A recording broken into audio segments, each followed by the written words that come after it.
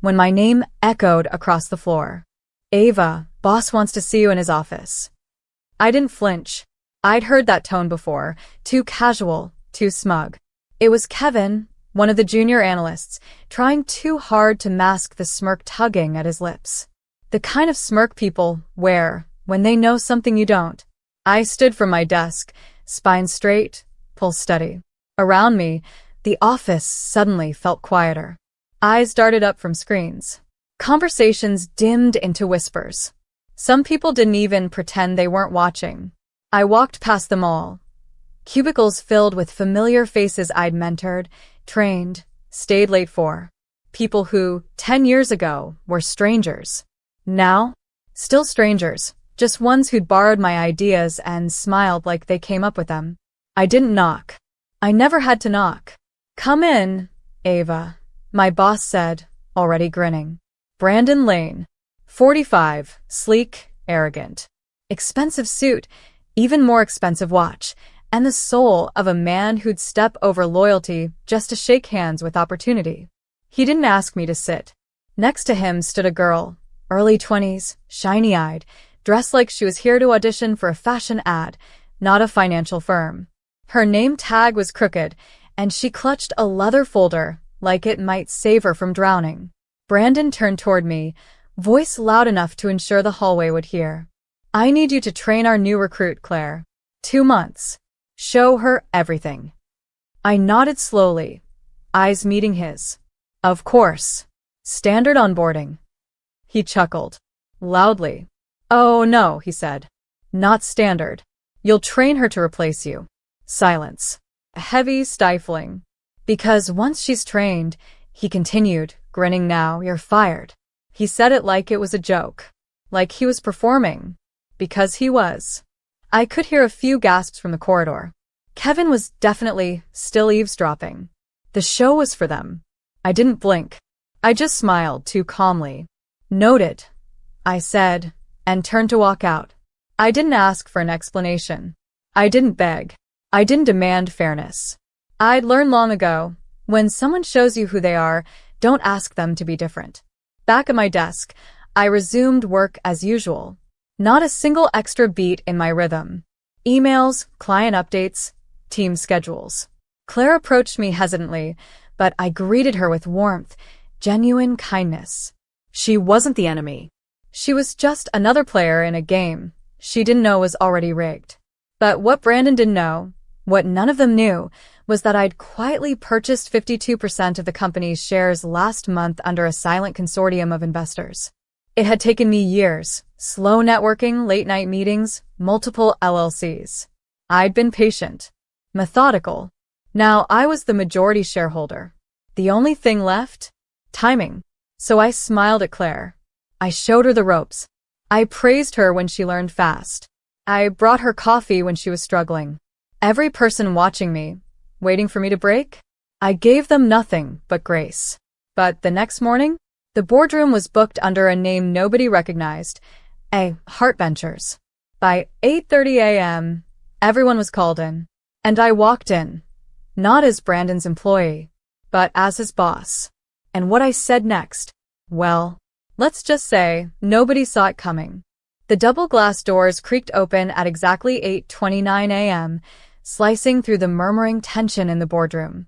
All 12 members of the executive team sat upright, expressions flipping from curiosity to confusion the second they saw me walk in, not in my usual office wear, but in a tailored navy suit that exhaled quiet power. Brandon, seated at the head, leaned back like he was watching an illusion. "Is this a joke?" he said. "This meeting's for shareholders only." I placed a folder on the table and flipped it open without a word. Inside were the finalized documents, signed, sealed, verified by the firm's legal department.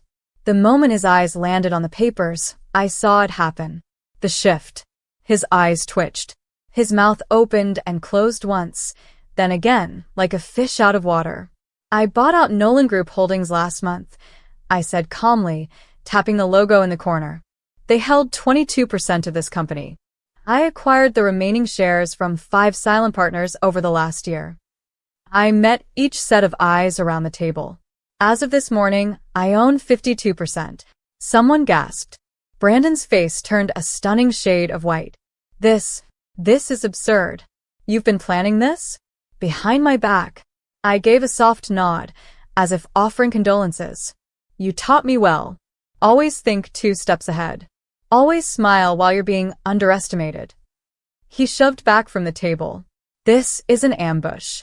No, Brandon, I replied, my voice steady. This is a board meeting, and I'm here to present a motion. The room fell completely silent as I stepped up to the screen and clicked a button on the remote. A presentation titled Company Ethics, Retention, and Culture Reform appeared. First item on the agenda, I continued, a vote to restructure leadership, beginning with the removal of the current CEO due to patterns of unethical behavior, manipulation, and hostile work environment. Brandon stood, face red, jaw clenched. You ungrateful little. Sit, said a voice. It wasn't mine. It was David Lin, head of investor relations. He'd been with the company longer than me. He rarely spoke, but now his voice rang sharp. We've seen how you treated your team. The rumors? We believed them. Brandon's jaw dropped. I second the motion, David said.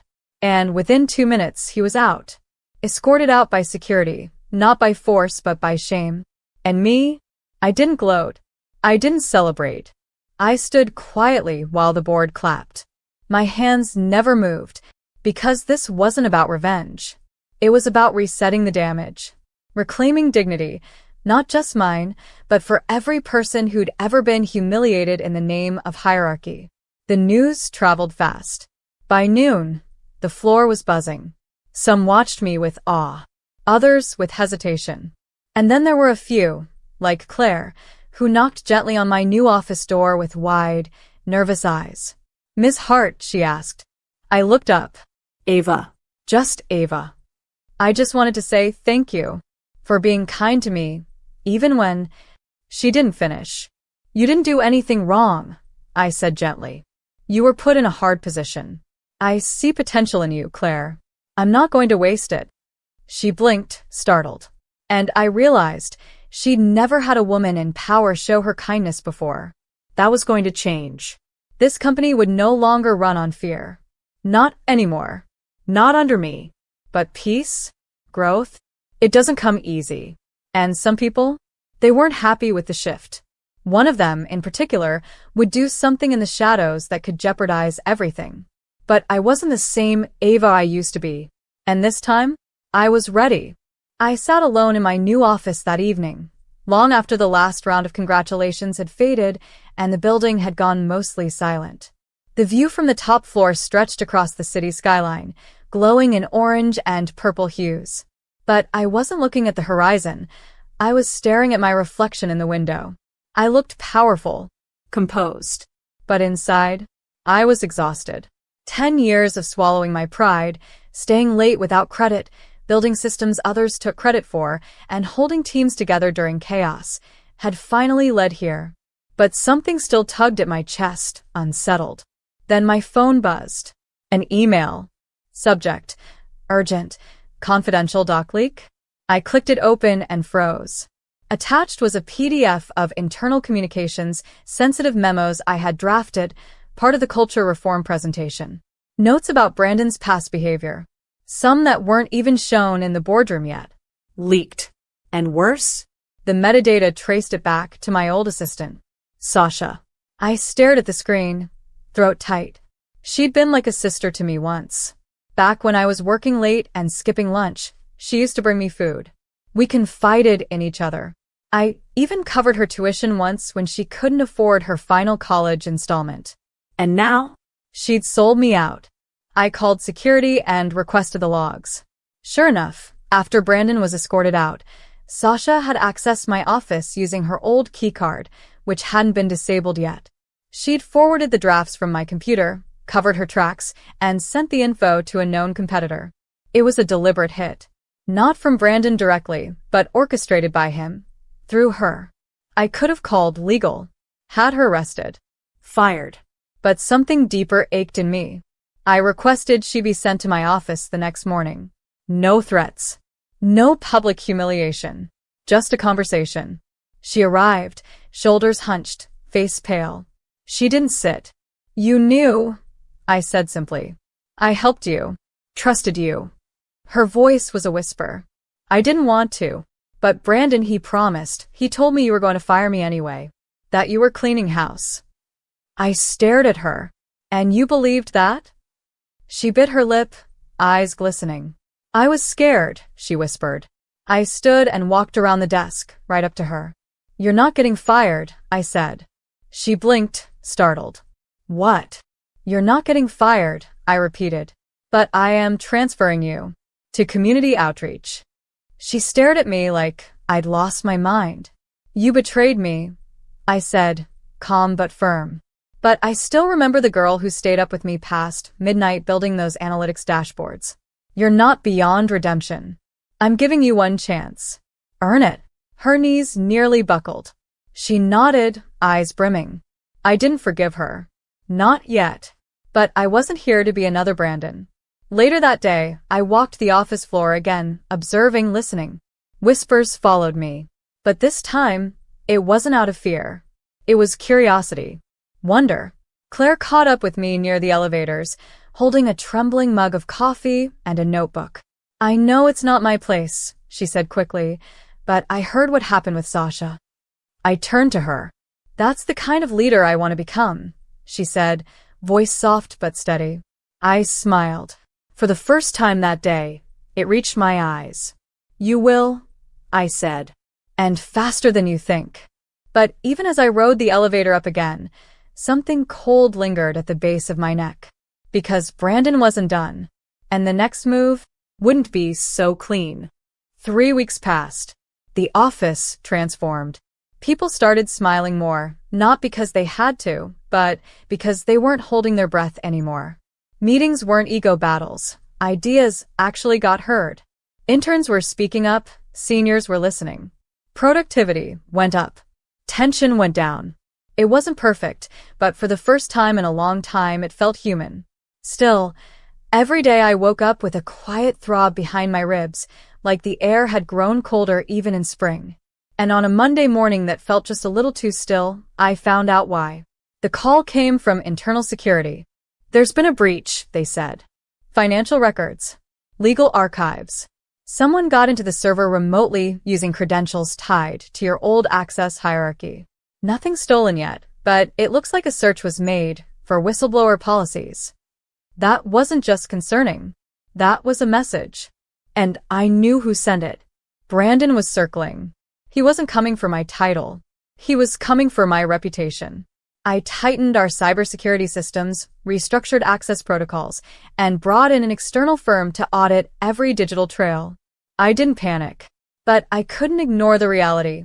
This man, who once smirked at me across a desk, was now desperate. And desperation is dangerous. Later that evening, I sat in my car outside my father's old bookstore. I hadn't been here in months. The lights were off inside, the windows dusty. He'd passed away 2 years ago, but the place still smelled like paper, ink, and quiet lessons. It was here, he once told me, the world will try to turn your kindness into a weakness. But the moment you let them, you become like them. I leaned my head against the steering wheel, eyes burning. I hadn't cried yet. Not during the takeover, not during Brandon's fall, not even when Sasha betrayed me. But now? I felt everything. 10 years of loyalty. The silent humiliations. The nights I pretended not to hear people laughing at how boring and stiff I was. The friendships that crumbled the moment I got promoted. The loneliness that clung to my shoulders like damp wool. I let the tears fall silently. Just a few. Just enough to let the weight shift. And then, I drove home. The next morning, I arrived earlier than usual. The sun hadn't even climbed past the skyline. Claire was already there, seated at her desk, headphones in, fingers moving across her keyboard with focus. She looked up, startled when I placed a cappuccino in front of her. You've been coming early, I said. She smiled, sheepish, trying to prove I'm more than a pretty face. You are, I said simply. That's already clear. She blinked fast. That quiet moment? It reminded me of a younger version of myself, eager, overworked, invisible to the men who made all the rules. But I wasn't invisible anymore. And neither would she be. Later that week, just when the air began to feel calm again, a package arrived for me. No sender. No label. Inside, a single photograph. Of me. Taken last night. In my car. Crying. My hand tightened around the frame. Whoever had taken it wanted to send a message. You're being watched. But what they didn't know, I wasn't afraid of being watched. Not anymore. I had climbed too far to fall. And if Brandon wanted a war, he'd be facing a woman who knew the rules and had already learned how to break them gracefully. The photo sat on my desk like a ticking clock. I didn't call the police. I didn't call security. I just stared at it, long and hard, until something inside me settled. This wasn't just intimidation. It was desperation. Brandon had no weapons left but fear. And I refused to let that shadow overtake the new light we'd built here. Still, I doubled surveillance. Not to protect myself, but to protect the people under me. My employees. My team. My responsibility. The next few days unfolded with eerie silence. No more emails. No more leaks. No more threats. Until Friday.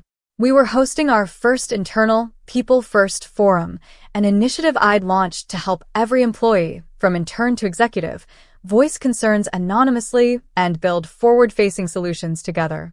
Claire was speaking. Nervous. Shaky hands. But her voice was steady. I used to think power belonged to people who looked a certain way, who acted like kindness didn't belong in a boardroom, she said. But I don't believe that anymore. Because I've seen the difference one kind person can make in a cold place. Her eyes flicked to me, then back to the room. And I want to be that kind of person too. The applause was slow, but it built until the room felt full of warmth. That night, my phone rang. Unknown number. But I answered. You think you've won. Brandon's voice hissed low, sharp. You think pretending to be noble will protect you. But sooner or later, someone will see who you really are. I paused. Took a breath. Brandon, I said, calm. I already know who I really am. I'm just sorry you never figured out who you were without control. He laughed bitterly. You really think being good will keep you in power? No, I said. But it'll help me sleep at night. Silence. Then the line went dead. That would be the last time I ever heard his voice. Because the next morning I got a message from my legal team. Brandon had tried to file a retaliatory complaint, but it backfired. Not only was his claim dismissed, but the review unearthed old HR complaints, ones that had mysteriously been buried during his reign. He was officially banned from serving as executive in any registered firm for the next 5 years. I didn't feel triumphant. I felt relieved. But something still nagged at me. Sasha. I'd left her in the outreach department, away from the main floor. She hadn't spoken much since.